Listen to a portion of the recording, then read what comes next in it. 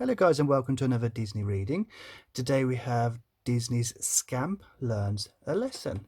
And you can see it's a rather old book as it's chewed. We've got one of our assistants with us. Hello. Hello. So as I say, this one is I mentioned in the previous video that I think it was 1984, so it was old, but I couldn't tell if it was a reprint or not. It was a kind of a glossy finish. But this one's a very old one. It's if you've seen these books, it's a different material. It's not a gloss. But I'll open it up. But yeah, it's seen better days. But hopefully, ignoring some of the damage to the book, the story should still be all intact. I hope so anyway. So we've got 1982. So this one says in the book it's only a year newer, but I don't, and I think that, so the other book said 1983, but that makes me believe that's when the story or the film came out, not the book, physical book. So they don't mention whether they're a reprint or not. But yeah, this is definitely one of the original printed editions because I can tell by the material of the book. Right, anyway, so let's start. So, Scamp learns a lesson. Right. One evening, Lady and the Tramp and their puppies were lying in front of the fire. Their people, Darling and Jim, were sitting nearby on the sofa. Everything was quiet and peaceful, but with a puppy named Scamp in the house, things would not be quiet for long. Jim stood up and stretched. "I need some air," he said. "Who wants to take a walk?" Only Lady wanted to go, and she ran to her leash. "See you in a little while," said Jim. "Tramp, you take care of the house." Lady tugged at her leash and led Jim outdoors. The puppies were gathered around Tramp. "Tell us a story," they begged. "Tell us about the good old days," said Scamp. "Ah, the good old days," said Tramp. "That was before I settled down with your mother to raise a family.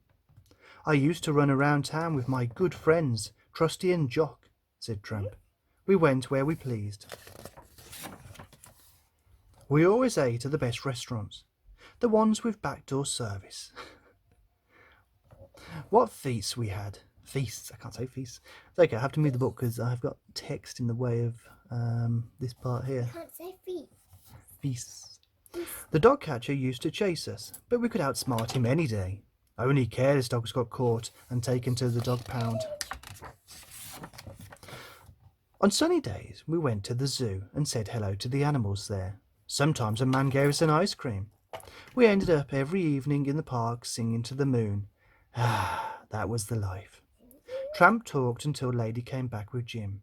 "Oh, Tramp," said Lady, "you've been telling your stories again. You'll give the children ideas." "It's time for bed, children," said Lady. "Come along now." Soon everyone was asleep, everyone except Scamp. He kept thinking about Tramp's stories. He wished he could run around town too.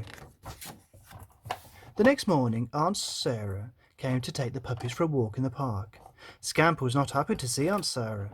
Walking with Aunt Sarah was always so boring. "Good morning, Scamp," said Aunt Sarah. "And how are we today?" "Ugh," thought Scamp. "Now, hold still," said Aunt Sarah. She put a leash on Scamp's collar. Scamp scowled.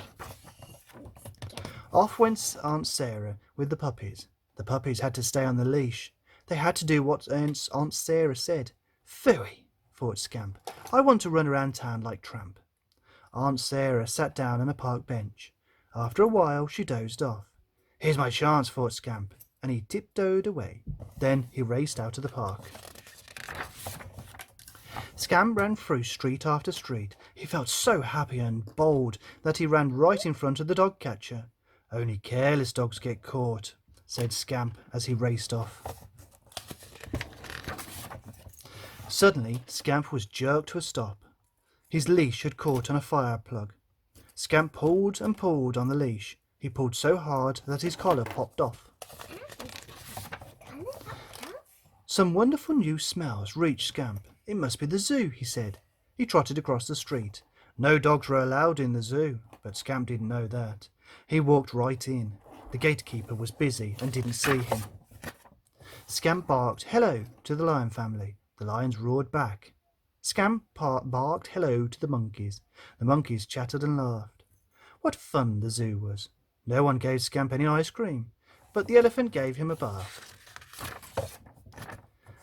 My, the animals are noisy today, said the gatekeeper. Then he spotted Scamp. How did that dog get in here, he wondered. Here, doggy, nice doggy, said the gatekeeper. Scamp ran happily to the man. The gatekeeper called over a policeman.